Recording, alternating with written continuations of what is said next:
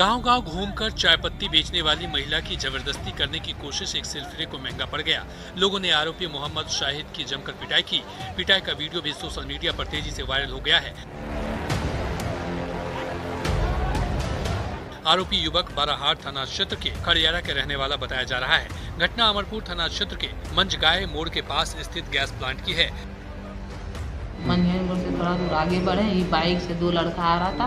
ये लोग टोटो वाला को बोलने लगा कि गाड़ी रोको, तो टोटो वाला गाड़ी नहीं रोका। उस जगह गैस प्लांट था, वहाँ जाके फिर आदमी मतलब वहाँ ज्यादा था तो वहाँ जाके गाड़ी रोका। महिला अपने पति के साथ शादी समारोह से लौट रही थी। उसी दौरान आरोपी ने ये रिक्शा को रोककर अपने नापाक इरादे को अंजाम देने की कोशिश की, लेकिन उससे पहले ही वहां मौजूद लोगों ने उसकी सारी हेकड़ी उतार दी। अधमरा करने के बाद लोगों ने आरोपी को पुलिस के हवाले कर दिया। आरोपी के पास से हथियार भी मिला है।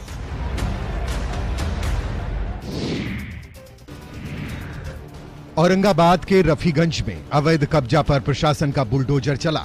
प्रशासन की ओर से अतिक्रमण के खिलाफ अभियान चलाया गया, जिसके तहत शहर के बस स्टैंड, मुरली चौक, स्टेशन रोड और कलाली रोड समेत कई प्रमुख सड़कों को अतिक्रमण मुक्त किया गया। नगर पंचायत के कार्यपालक पदाधिकारियों ने बताया कि सड़क सुरक्षा की बैठक में सड़कों को यातायात के लायक बनाने को लेकर दिए गए निर्देश के तहत अतिक्रमण हटाए जाने की ये कार्रवाई की गई। इस दौरान पूरे शहर में अफरा तफरी मची रही। लोगों के आक्रोश से निपटने के लिए प्रशासन मुस्तैद दिखा। दल बल के साथ ये कार्रवाई की गई। इस दौरान अवैध कब्जाधारियों में नाराजगी देखी गई। अतिक्रमण के चलते यातायात व्यवस्था प्रभावित हो रही थी। शहर की सुंदरता भी खराब हो रही थी। पैदल चलने वाले राहगीरों को भी परेशानी हो रही थी। इन्हीं सब कारणों से प्रशासन का बुलडोजर इस इलाके में और तमाम अवैध निर्माण को ध्वस्त कर दिया। लोग मन्नतें करते हैं, लेकिन बुलडोजर के आगे उनकी एक भी गुहार नहीं सुनी गई और मकानों को जमींदोज कर दिया गया। भीषण गर्मी में जल संकट से परेशान बांका के पवई पंचायत के लोग सड़क पर उतरे। प्यास के मारे लोगों ने सड़क पर जमकर प्रशासन के खिलाफ नारेबाजी की। इस प्रदर्शन में महिला, पुरुष, बच्चे और बुजुर्ग सभी शामिल हुए। पवई पंचायत के 5 वार्ड में पानी की घोर किल्लत है। वार्ड संख्या 10 से 14 तक के लोग प्रभावित हैं।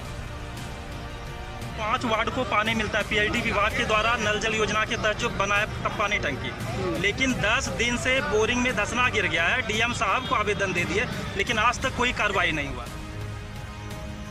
विभागीय अधिकारी से लेकर सीएम कार्यालय तक इसकी शिकायत की गई, लेकिन हालात नहीं बदले। उसके बाद लोगों का धैर्य जवाब दे गया। लोगों के आक्रोश की जानकारी मिलते ही अमापुर सीओ मौके पर पहुंचे और लोगों को जल्द से जल्द निदान का भरोसा दिया। उसके बाद लोगों का गुस्सा थमा।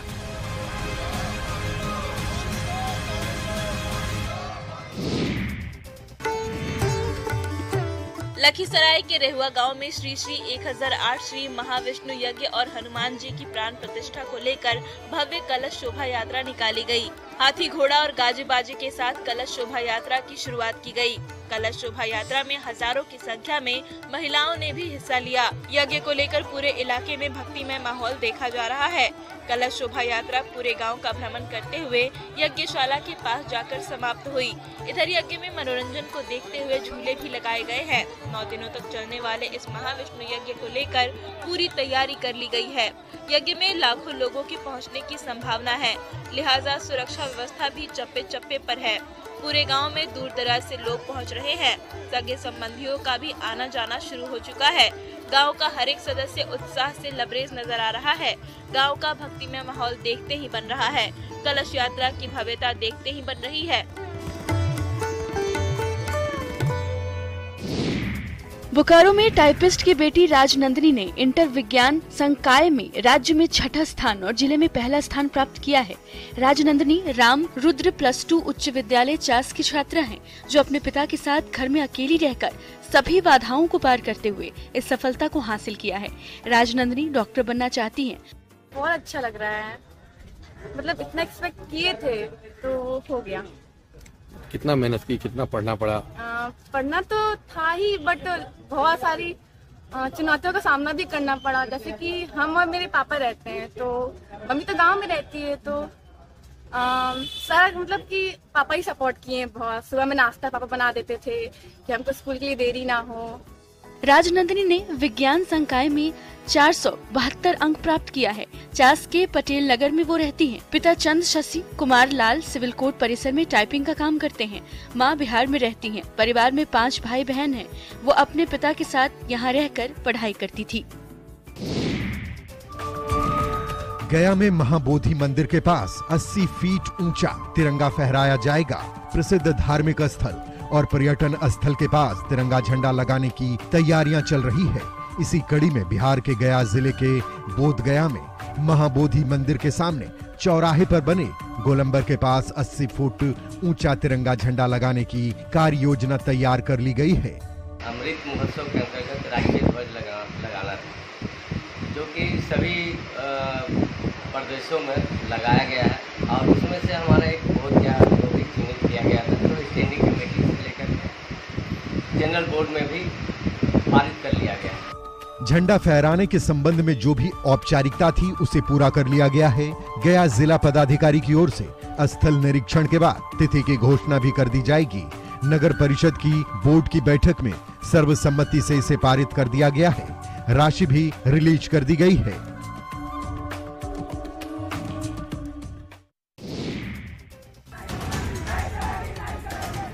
सीवान में आक्रोशित ग्रामीणों ने मैरवा थाना पर हंगामा और पथराव किया। ग्रामीणों ने मैरवा थाने की पुलिस पर शराब की चैटिंग करने को लेकर मोबाइल और पैसा छीनने का आरोप लगाया।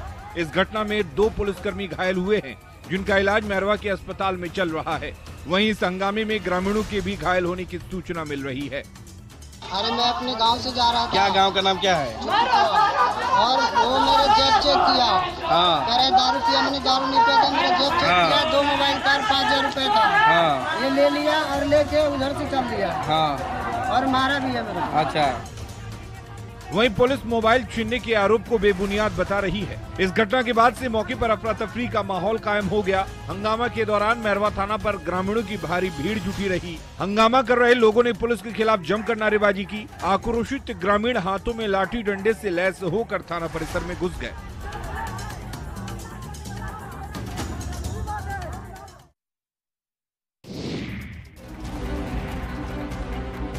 समस्तीपुर में खानपुर उत्तरी पंचायत के वार्ड संख्या 10 में पुलिस टीम पर लोगों ने हमला कर दिया। शराब की खेप उतारे जाने की सूचना पर छापेमारी करने पुलिस की टीम पहुंची थी। उसी दरमियान शराब कारोबारी के परिजनों ने हमला बोल दिया। इस दौरान पुलिस को आत्म सुरक्षा में फायरिंग करनी पड़ी। हालांकि गोलीबारी की घटना में किसी के हताहत होने की सूचना नहीं है। वहीं शराब कारोबारी के परिवार का आरोप है कि पुलिस की गोली से सुमित्रा देवी नामक महिला जख्मी हुई है। यहाँ गोलीबाजी चल रहा। क्या हुआ बताइए? हुआ था, 12 बाबू आए थे, उसके बाद आए तो गाड़ी देते आए। उसके बाद हमको राजेश में खाना खाते थे तो उसको आके पकड़ लिए।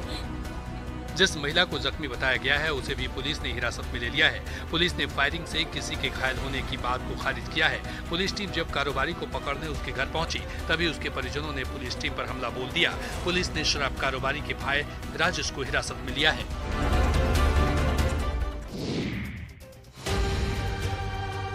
मुजफ्फरपुर के सदर थाना क्षेत्र के रामदयालु रोड स्थित होम्योपैथिक कॉलेज के परिसर में उस समय हड़कंप मच गया जब पंखे से झूलता हुआ एक युवती का शव मिला। मकान के तीसरे मंजिल स्थित कमरे में पंखे से झूलता हुआ छात्रा प्रियंका कुमारी का शव मिला। छात्रा मूल रूप से मधुबनी जिले की रहने वाली थी। रामदयालु में किराए के मकान में उसकी भाभी रहती है और होम्योपैथिक कॉलेज में PhD की तैयारी कर रही थी। उसे बच्चा होने वाला था, जिसको लेकर अपनी भाभी की मदद करने के लिए वो मुजफ्फरपुर आई थी। अंदर से रूम बंद था। काफ़ी प्रयास के बाद नहीं खुला तो गेट तोड़ना पड़ा। देखे पंखा में कपड़ा से लटक करके फांसी लगाई हुई। प्रियंका ने अपने रूम का दरवाजा बंद कर रखा था। भाभी ने कई बार रूम खोलने को कहा लेकिन रूम नहीं खुला और खाना बनाने के बाद जब उसकी भाभी ने फिर से खाना खाने को लेकर दरवाजा खोलने को कहा तो कोई आवाज नहीं आई, जिसके बाद उसने पुलिस को सूचना दी। पुलिस मामले की जाँच में जुट गई है।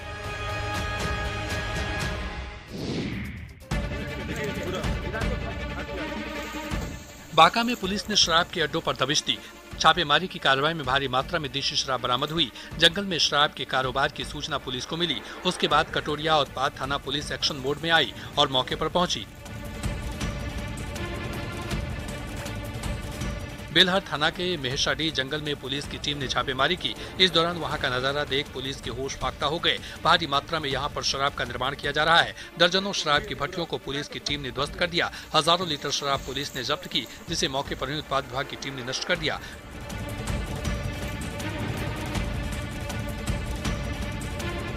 ड्रम में यहां पर देसी शराब को स्टोर कर रखा गया था। करीब 6000 लीटर जावा महुआ शराब बरामद कर नष्ट की गई। हालांकि पुलिस की कार्रवाई से पहले ही शराब कारोबारी मौके से फरार होने में कामयाब हो गए। पुलिस की टीम कारोबारी की तलाश में जुट गई है। इस कार्रवाई से शराब कारोबारियों में हड़कंप है।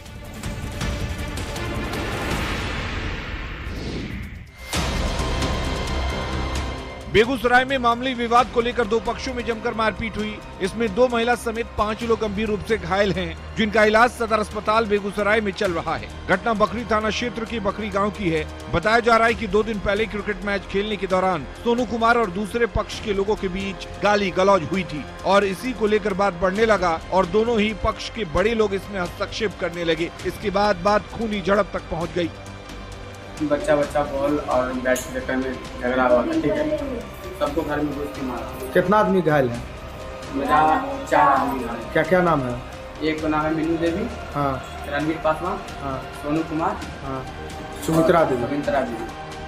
दोनों ही पक्ष के लोगों ने एक दूसरे पर लाठी डंडे से हमला कर दिया और जमकर मारपीट की। दोनों ही पक्ष के लोगों का आरोप है कि घर में घुसकर मारपीट की घटना को अंजाम दिया गया। दोनों पक्ष ने थाने में आवेदन दिया है। पुलिस मामले की जांच में जुट गई है।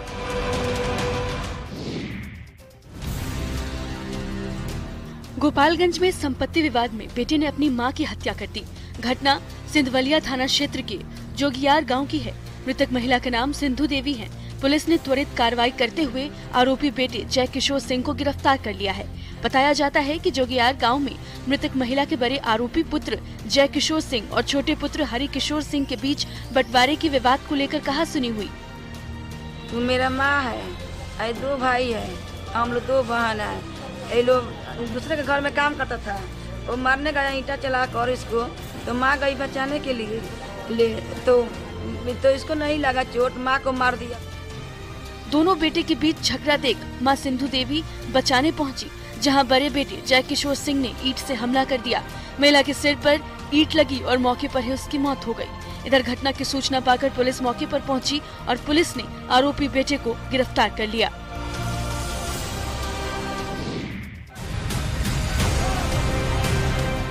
सिवान में तेज रफ्तार कार ने एक महिला को कुचल दिया, जिससे महिला की घटनास्थल पर ही मौत हो गई। सड़क पार करने के दौरान महिला के साथ हादसा हुआ। महिला को कुचलने के बाद कार चालक कार लेकर मौके से फरार हो गया। वहीं घटना को लेकर आक्रोशित लोगों ने काफी देर तक सड़क पर हंगामा किया। घटना दारोगा हाता गाँव के पास की है। मृतक की पहचान राजन कुमार की पत्नी कुशमिला देवी के रूप में हुई है। इनका नाम कुशमिला देवी, घर दारोगा।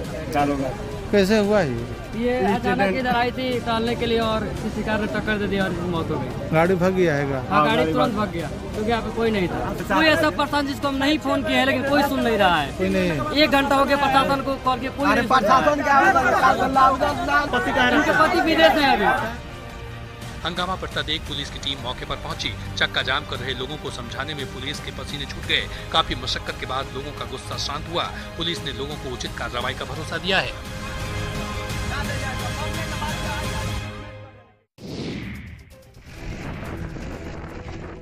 गिरिडीह जिले के गांवा वन विभाग की टीम ने पुलिस के सहयोग से कारी पहरी में अवैध माइका के खिलाफ छापेमारी अभियान चलाया। इस अभियान में करीब 8 टन माइका को जब्त किया गया। वन विभाग ने ये कार्रवाई गुप्त सूचना के आधार पर की है। सूचना मिली थी कि जमडार के आसपास जंगलों में अवैध तरीके से माइका का खनन कर कारी पहरी गाँव में सड़क किनारे डंप किया जा रहा है।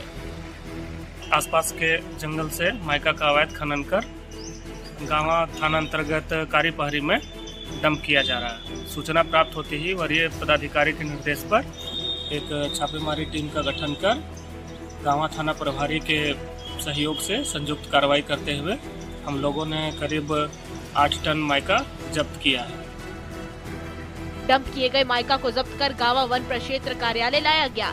जब्त माइका की कीमत करीब 1 लाख रुपए बताई जा रही है। इस कार्रवाई से माइका के कारोबार से जुड़े लोगों में हड़कंप है।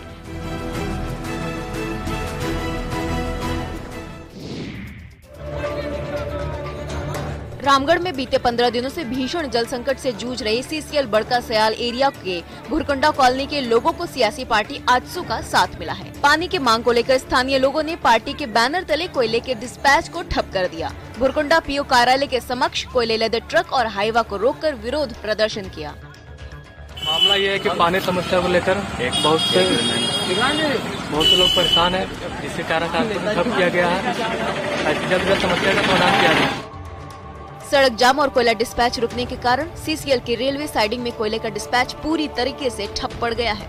लोगों का कहना है कि भीषण गर्मी से सीसीएल प्रबंधन भुरकुंडा कोलियारी की विभिन्न कॉलोनियों में पानी देने में पूरी तरीके से विफल है। 15 दिनों से लोग बूंद बूंद पानी के लिए तरस रहे हैं। आंदोलन के कारण भुरकुंडा सयाल मुख्य मार्ग पर कोयला लदे हाईवा और ट्रकों की लंबी कतार लग गई है।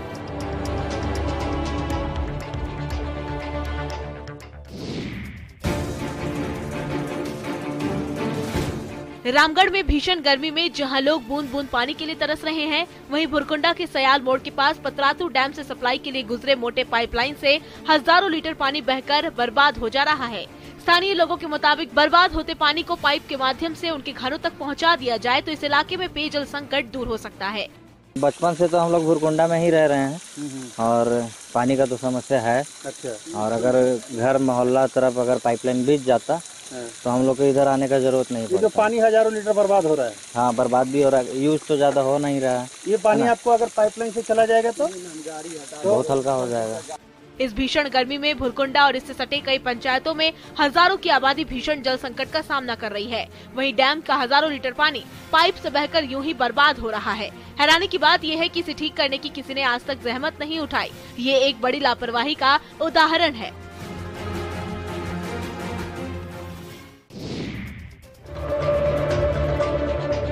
धनबाद में बीसीसीएल विस्थापितों को पानी के लिए दर दर की ठोकरें खानी पड़ रही हैं। पिछले 1 महीने से पानी की एक एक बूंद के लिए ये लोग तरस रहे हैं। बीसीसीएल के एरिया 10 अंतर्गत गोकुल पार्क के नीचे बसे करीब 2000 आबादी वाला ये कस्बा बीसीसीएल प्रबंधन पर उपेक्षा का आरोप लगा रहा है।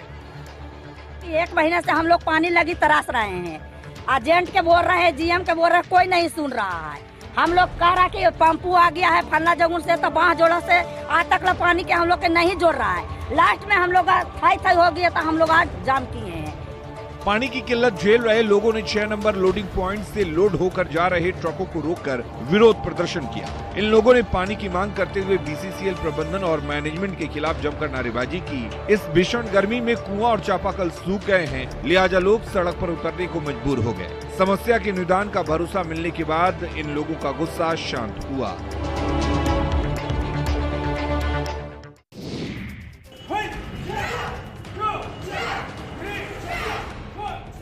बांका जिले की एक महिला सरपंच जमुई में मार्शल आर्ट की ट्रेनिंग ले रही है। वो अब अपने पंचायत की लड़कियों और महिलाओं को सेल्फ डिफेंस में ट्रेंड करना चाहती है। महिला सरपंच प्रेमलता ने मार्शल आर्ट से जुड़कर गिरिडीह में आयोजित कराटे के इंटरनेशनल चैंपियनशिप में मेडल भी हासिल किया है। लड़कियों को बहुत जरूरी है अपने सेल्फ डिफेंस के लिए, अपने सुरक्षा के लिए। तो आप सरपंच है? हाँ, सरपंच है। तो क्यों आप सीख रही हैं? क्या उद्देश्य इसके पीछे उद्देश्य क्या है? इसके पीछे उद्देश्य है कि सब अपने पंचायत में सब लड़कियों को सिखाने के लिए। बांका जिले के धौरी पंचायत की सरपंच प्रेमलता का मायका जमुई जिला ही है और उन्हें स्कूल के टाइम से ही कराटे में दिलचस्पी है। अब ये चाहती है कि जहां सरपंच काम कर रही हैं, वहां की बेटियां भी सेल्फ डिफेंस में माहिर हों।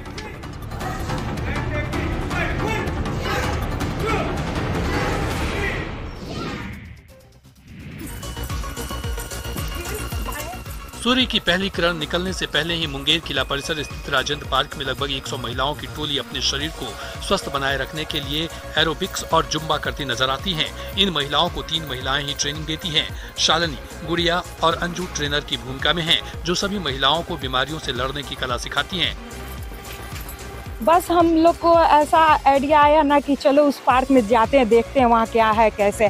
तो लेडीज लोग को देखते थे जैसे तैसे अपना करती थी, तो फिर हम लोग सोचे, दोस्त लोग तीनों सोचे कि नहीं कुछ हम लोग को करना चाहिए। तो सब पूछी कि इसे आप पैसा लेती हैं? हम कहे कि नहीं, हम निस्वार्थ भाव से इनमें से कई महिलाओं ने अपना वजन 15 से 20 किलो तक कम किया है।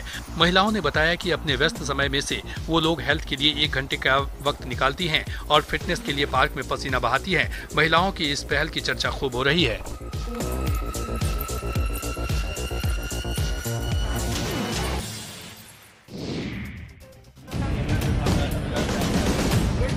अक्सर ट्रेन में ये सुनने को मिलता है कि मोबाइल से बात करते हुए झपट्टा मारकर यात्री का मोबाइल बदमाशों ने छीन लिया। साथ ही साथ कई यात्री ट्रेन की बोगी के गेट पर बैठे रहते हैं, जिसके कारण दुर्घटना भी घटित हो जाती है। ऐसे हादसों को रोकने के लिए खगड़िया में आरपीएफ एक जन जागरूकता अभियान चला रही है।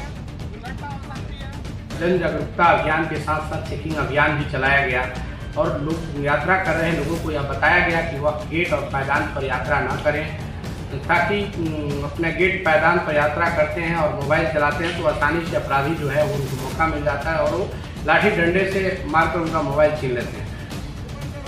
आरपीएफ के अधिकारी और कर्मी ट्रेन में चेकिंग के दौरान यात्रियों को इस बारे में बताते हैं और उन्हें ऐसी गलती नहीं करने की हिदायत देते हैं। यात्रियों को समझाया जाता है और कहा जाता है कि इससे उनको जान और माल दोनों का नुकसान हो सकता है। ठीक है, ऐसा नहीं करना है, गेट खुला भी है तो आप अंदर रहेंगे। शेखपुरा में दिव्यांगजनों के लिए बुनियादी केंद्र वरदान साबित हो रहा है। राज्य सरकार की ओर से संचालित बुनियादी केंद्र में गरीब और दिव्यांगजनों के लिए मुफ्त में सेवा उपलब्ध कराई जा रही है।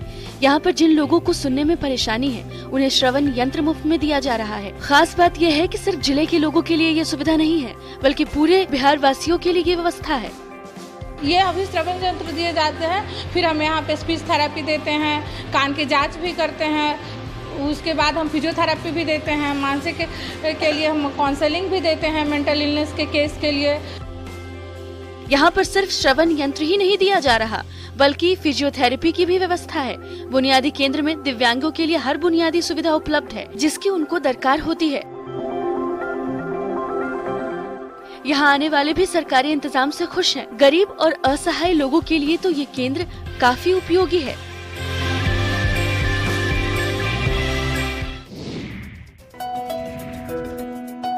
वैशाली जिले के हाजीपुर सदर अस्पताल में बिहार सरकार की मदद से जीविका की ओर से संचालित दीदी की रसोई ग्रामीण इलाके से इलाज कराने पहुंचने वाले मरीज और उनके परिजनों के लिए वरदान साबित हो रहा है। आलम यह है कि प्रतिदिन यहाँ सैकड़ों लोग खाना खाते हैं। मरीज के लिए भी खाना यहीं से उनके बेड तक पहुँचाया जाता है। पेशेंट का जैसे मूंग की दाल हो, रोटी हो सादा, मूंग की दाल की खिचड़ी हो, उनके लिए गर्म पानी हो और गर्म दूध हो, उनकी पेशेंट की व्यवस्था है। और उनको प्रतिदिन के जो साथ में है उनके खाने के अनुसार रोटी सब्जी है, सत्तू पराठा है, आलू पराठा है, अंडा करी है, दाल चावल है।